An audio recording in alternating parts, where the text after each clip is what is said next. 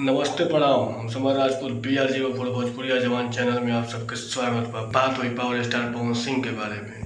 जी हाँ, पवन सिंह के टीम के तरफ से बहुत बड़ा खबर आ रहा है कि पवन सिंह के बोलबम के जो की गाना आवे वाला बा बहुत ही बड़ा धमाल मचावे वाला बा। काहे कि वो जो गाना आ रहा बा वो गाना के लागत हुई यानी कि जो पैसा खर्चा हुई वो खर्चा 50 लाख के करीब बा। जी हाँ, ये बहुत बड़ा अपडेट आ रहा बा पवन सिंह के टीम के तरफ से।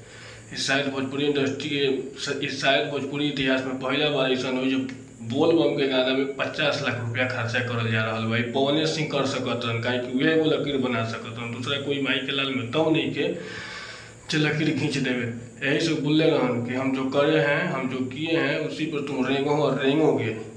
पवन सिंह जो कर दिए वहीं पे सब कोई के रेंगे के बाद। है कि पावर स्टार पवन सिंह अभी कुछ दिन पहले भी अंबानी परिवार में गए रहन शादी में, वहाँ पर भी सबसे पहले पहुँचल बादे कोई गए जो लकीर खींचिए वही पे लोग के चले के बाद।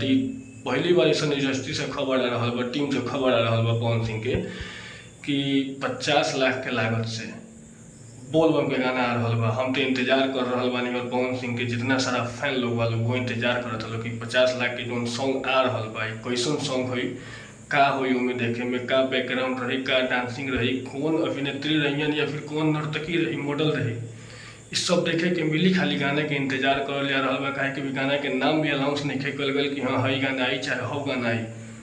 तो हम भी इंतजार कर रहा बानी, लेकिन इतना टीम से खबर आई कि 50 लाख के लागत से पहला गाना बोल बम के पवन सिंह के आवे वाला बा।